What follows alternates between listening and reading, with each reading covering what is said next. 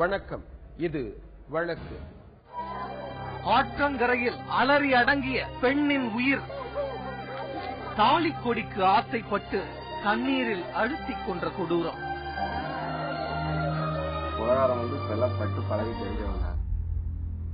கடந்த வாரத்தில் ஒரு நாள் காலை வேளை திருப்பூர் மாவட்டம் உடுமலை அருகே உள்ள மடத்துக்குளத்திலிருந்து கொழுமம் செல்லும் பாதையில் உள்ள மயிலாபுரம். இந்த ஊரை ஒட்டியுள்ள அமராவதி ஆற்றங்கரை திடீரென பரபரப்பும் பதட்டமும் அடைந்தது.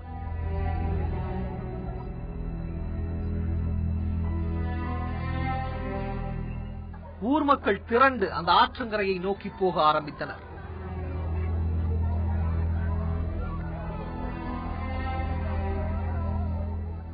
அங்கு பாறைகளுக்கிடையே தேங்கிய தண்ணீரில் சுமார் 40 வயது மதிக்கத்தக்க ஒரு பெண்ணின் பிணம் மிதந்து கொண்டிருப்பதை அவர்கள் கண்டனர். அந்த பெண்ணின் உடல் விரைத்து உப்பிப்போய் கிடந்தது. அருகிலேயே அந்த பெண் சுமந்து வந்த புல்கட்டும் அரிவாளும் சாப்பாட்டு போசியும் கிடந்தன.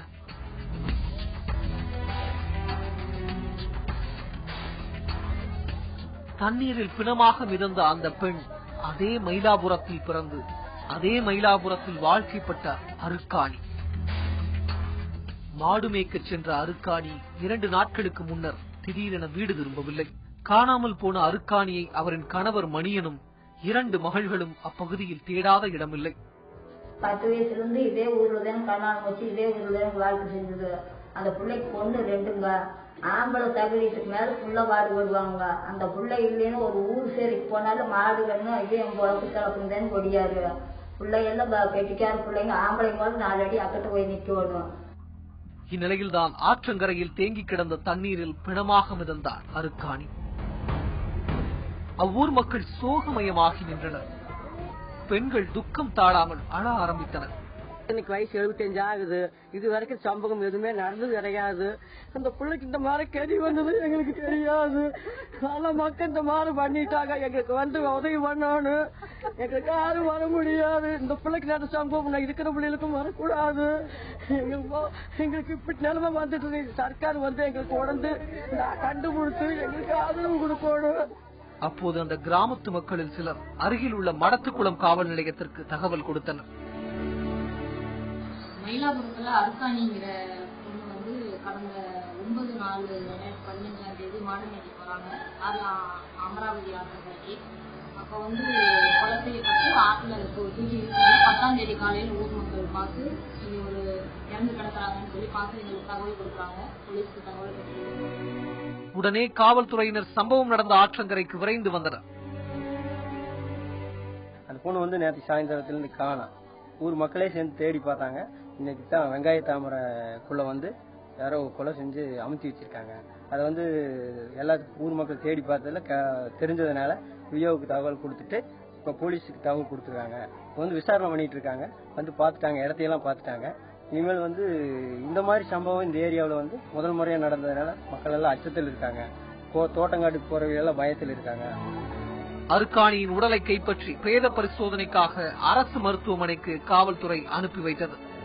வந்து நல்ல டைப்புங்க, நல்ல கேரக்டர். எந்த ஒரு இதுக்கு போக மாட்டா வரமாட்டா. கரெக்டா அவ வேலை உண்டு அவங்க கரெக்டா பார்த்துட்டு இருந்தாங்க. ஆனா இது வந்து எங்களுக்கெல்லாம் பெரிய இழப்பா இருக்குது. இது வந்து இப்போ இனிமேல் வந்து இந்த மாதிரி இந்த ஊர் பெண்களுக்கு வந்து நடக்கக்கூடாது. நாங்க வந்து எல்லா பக்கமும் போகணும் வரணும். ஆண்களை வச்சுக்கிட்டே நாங்க வெளியில போக முடியாது வர முடியாதுங்க. எங்களுக்கு வந்து சட்டம் வந்து இது கரெக்டான ஒரு நடவடிக்கை எடுத்து கொடுக்கும். கொலை செய்யப்பட்ட அருகணியக்கா வந்துங்க நல்ல டைப்பு, நல்லா பழகுவாங்க. எப்பவுமே காட்டுக்கு மேலே வைத்தான் போவாங்க.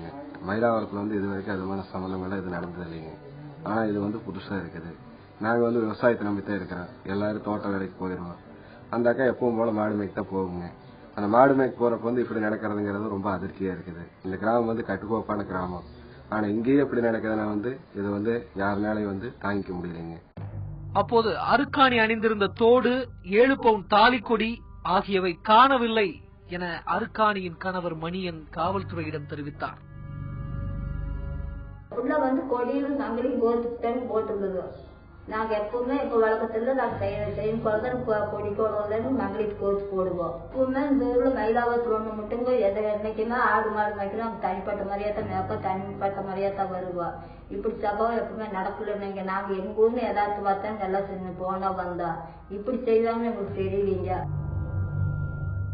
ஊருக்குள் போட்டி, பொறாமை, பகை என எதுவும் இல்லாமல் அமைதியாக வாழ்ந்து வந்த அருக்காணியை யாரோ நகைக்கு ஆசைப்பட்டுதான் கொலை செய்திருக்க வேண்டும் என்கிற முடிவுக்கு வந்தது காவல்துறை. பாக்குறோம் அந்த பொண்ணு இறந்த நிலையில ஆற்ற நிலையில கிடைக்கிறாங்க. அப்புறம் பார்த்தா நகைக்காக தான் அந்த பொண்ணு கொலை பண்ணிருக்காங்க. தாலி செயின் போட்டிருக்காங்க. அந்த தாலி செயினே கழட்டிட்டு கொலை பண்ணி போட்டிருக்காங்க தெரிய வருது. யார் பண்ணிருக்காங்க என்ன ஒரு எவிடன்ஸ் விட்டு போல ரொம்ப அட்ராக்டிவா பண்ணிருக்காங்க. எந்த ஒரு குழுவும் விட்டுட்டு போகாம அந்த கொலையை பண்ணிட்டு குற்றவாளி போயிட்டாங்க. ஸோ எங்களுக்கு கண்டுபிடிக்கிறது அது ஒரு பெரிய சவாலா இருக்குது. கொலையாளி எவ்வித தடயத்தையும் விட்டு செல்லாத நிலையில் இந்த கொடூர சம்பவத்தில் ஈடுபட்டது அந்த பகுதியில் உள்ள தொழிற்சாலைகளில் வேலை செய்யும் வெளிமாநிலத்தவர்களா, இல்லை ஆற்றில் கருப்பு மணல் சலிக்கும் தொழிலாளர்களா, அல்லது ஆற்றங்கரையில் பன்றி மேய்ப்பவர்களா என குழம்பி போயிருந்தது காவல்துறை. தொடர்ந்து விசாரணை மேற்கொண்டு வந்த காவல்துறையினரின் கவனம் அதே ஊரைச் சேர்ந்த கருப்பசாமி என்பவர் மீது திரும்பியது. அருக்காணியை காணவில்லை என முதலில் அனைவருக்கும் சொன்னவரும் அவர்தான். அதேபோல அருக்காணி ஆற்றங்கரையில் கொலையாகி பிணமாகி கிடக்கிறார் என்பதை ஊருக்குள் முதலில் தெரிவித்தவரும் அவர்தான். மேலும் காவல்துறையினர் குற்றவாளிகளை தேடிக் கொண்டிருந்த போது தவறான கருத்துக்களை கூறி காவல்துறையினரை திசை திருப்ப முயன்றதையும் காவல்துறையினர் கண்டறிந்தனர். அவங்க அந்த ஏரிக்கு பஸ் வந்திருக்காங்க. அதை பார்த்து மாடு வைக்கிறமா பார்த்துருக்காங்க. பார்த்துட்டு வந்து குளவாணிட்டு வந்து வைக்கல் போட்டு பக்கம் தண்ணி போடுறாங்க. தண்ணி போட்டு வந்து இந்த மாடு அவங்களுக்கு இந்த மாடுன்னு அவங்களுக்கு தெரிஞ்சிருந்து இந்த மாடு ஆகுது அப்படிங்கிற மாதிரி சத்தம் போட்டு எல்லாத்தையும் கூப்பிட்டு விடுறாங்க. கூப்பிட்டு நாங்கள் போய் தொலாவும் போது எங்களோட வந்து கூட சேர்ந்து தொலாவுறாங்க. தொலாவி போட்டு நல்ல மாதிரி போயிடறான். போனது தொலாவை பாதி வர்றோம், பாதியில் கட்டாயி போயிடறான். மறுநாள் வந்து போலீஸ் வந்து தொலாவுறாங்க. காலையில் போய் தேடி பாடி எல்லாம் பார்த்துட்டு போலீஸ் வந்து கூப்பிட்டு விசாரிக்கிறாங்க. விசாரிக்கும் போது அப்படியே மாற்றி மாற்றி சொல்றான். இந்த மாதிரி நான் மாடு தண்ணி பார்த்துட்டு இருந்தேன், மாடு வந்து மாட்டை முடிக்க விட்டேன், நான் வந்து அவங்களை பார்க்கல, அது என்ன நமக்கு தெரியாது அப்படி இப்படி மாதிரி டைவர்ட் பண்ணி விட்டுட்டு மாற்றி மாதிரி சொல்றான். அதேபோல சம்பவ இடத்திற்கு மோப்பனாய் வரும்போது மட்டும் அங்கு கருப்பசாமி இல்லாததையும் கவனத்தில் கொண்டது காவல்துறை. அதேபோல சம்பவ இடத்திற்கு மோப்பனாய் வரும்போது மட்டும் அங்கு கருப்பசாமி இல்லாததையும் கவனத்தில் கொண்டது காவல்துறை. காலையில் வந்து போலீஸ் வந்து விசாரிக்கிறாங்க. அப்போ கூப்பிட்டுருக்கான். அவன் மோப்பனாய் வரும்போது எஸ்கேப் ஆயிடுறான். அதுக்கு முன்னாடி வந்து எப்பவும் போல சகஜமா வந்து எங்களோட எல்லாத்தையும் பேசுறான். போலீஸ் வந்து விசாரிக்கிறாங்க. எல்லாரையும் கூப்பிட்டுருக்காங்க.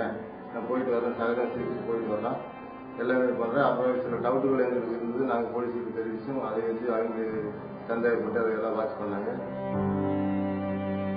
உடனே காவல்துறையினர் கருப்பசாமியை பிடித்து விசாரித்தனர். அப்போது கருப்பசாமி அருக்காணி இறந்த நாளில் வயலூரில் உள்ள ஒரு அரிசி ஆலைக்கு சென்று விட்டதாக கூறினார். அவர் குறிப்பிட்ட அந்த அரிசி ஆலை பற்றி காவல்துறை விசாரித்த போது கடந்த 10 வருடங்களாக பூட்டி கிடக்கும் இயங்காத அரிசி ஆலை அது என்பது தெரிய வந்தது. மேலும் சம்பவம் நடந்த அன்று கருப்பசாமி வயலூர் சென்று மதுக்கடையில் மது அருந்திவிட்டு அங்கு சிறிது நேரம் இருந்துவிட்டு ஊருக்குள் வந்து ஊரில் ஒருவருடனும் மது அருந்தி இருக்கிறார். பின்பு அவர் ஆற்றங்கரைக்கு சென்றதும் தெரிய வந்தது. உடனே காவல்துறையினர் கருப்பசாமியை கைது செய்தனர். காலை வந்து 10 மணிக்கு மாடு ஓட்டி போயிருக்காங்க. மாடு ஓட்டி போய் கட்டி வச்சு துணியெல்லாம் துவச்சு போட்டு 2 கட்டு பில்லு எடுத்துருக்காங்க. இப்போ 2வது பில்லை கொண்டு ஒரு சாமி கொண்டாந்து போட்டு 2வது திரும்ப 2வது சாமி எடுக்க போகும்போது மருந்து நின்று தாக்கிட்டாங்க. தாக்கிட்டு 1 மணிக்கு அந்த கரையில் மேலே வந்திருக்கேன். மேலே வந்துட்டு இங்கே வந்து இப்போ மாடு ஆறு கரும்புலாட்டில் மீது மாடு ஆறு போனது. மாடு எனக்கு தெரியாத மாடு தெரியாத மாதிரி சத்தம் போட்டு எல்லாத்தையும் கூப்பிட்டு அப்போ எல்லாத்தோட சேர்ந்து தொலைவுறாங்க.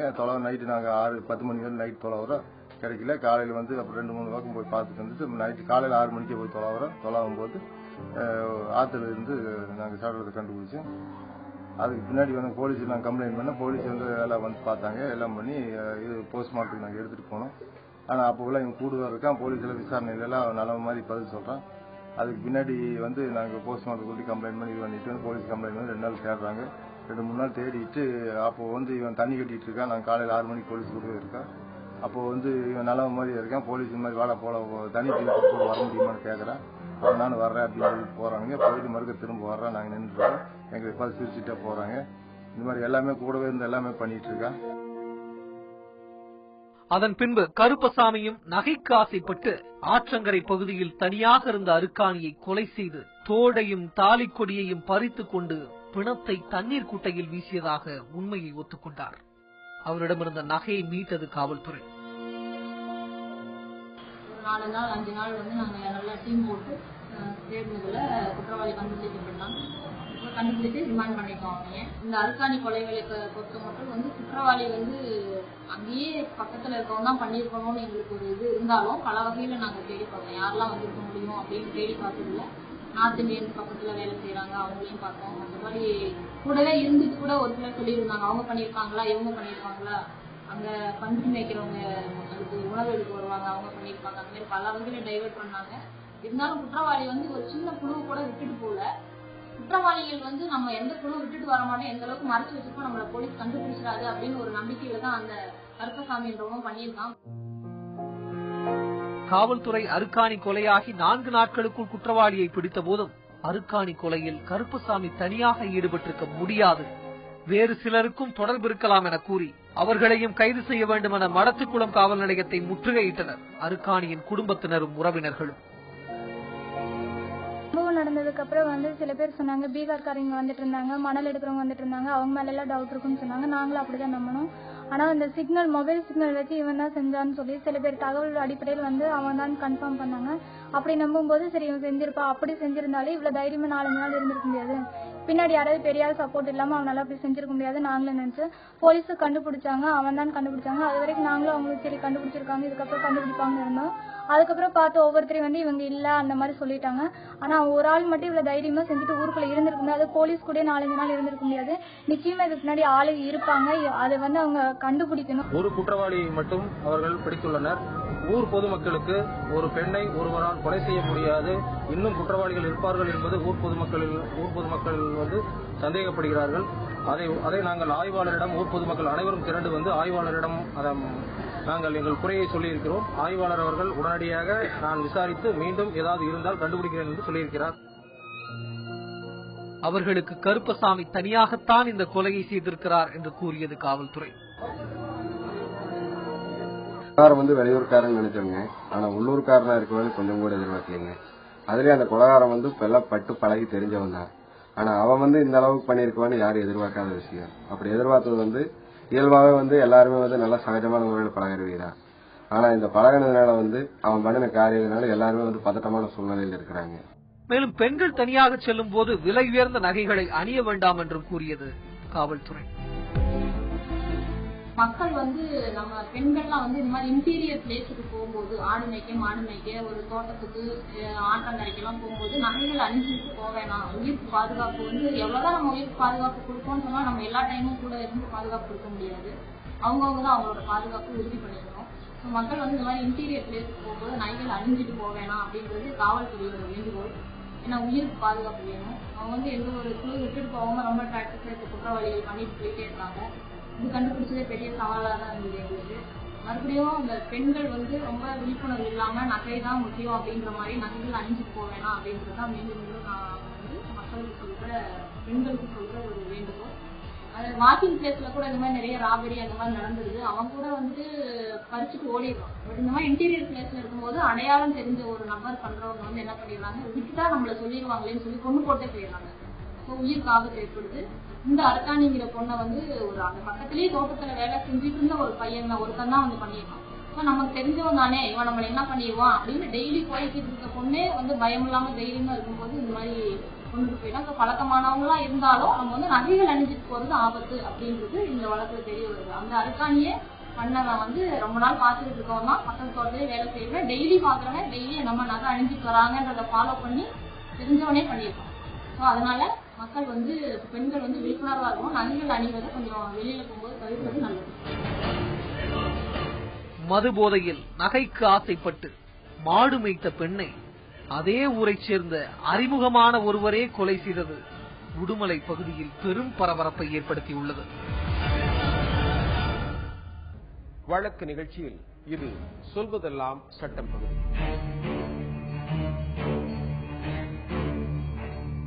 கருணை அடிப்படையில் பணி கேட்கும் போது சம்பந்தப்பட்ட குடும்பத்தில் வேறு நபர்கள் பணியில் இருக்கிறார்கள் என்றோ தந்தை பென்ஷன் வாங்குகிறார் என்றோ அந்த கோரிக்கையை தள்ளுபடி செய்ய முடியுமா? சட்டம் என்ன சொல்லுகிறது? 2015 மார்ச் 3வது வாரத்தில் சென்னை உயர்நீதிமன்ற மதுரை கிளையில ஒரு வழக்கு விசாரணைக்காக வருகிறது. அதை நீதிபதி திரு கே ரவிச்சந்திர பாபு அவங்க முன்னாடி அந்த வழக்கு விசாரணைக்காக வருகிறது.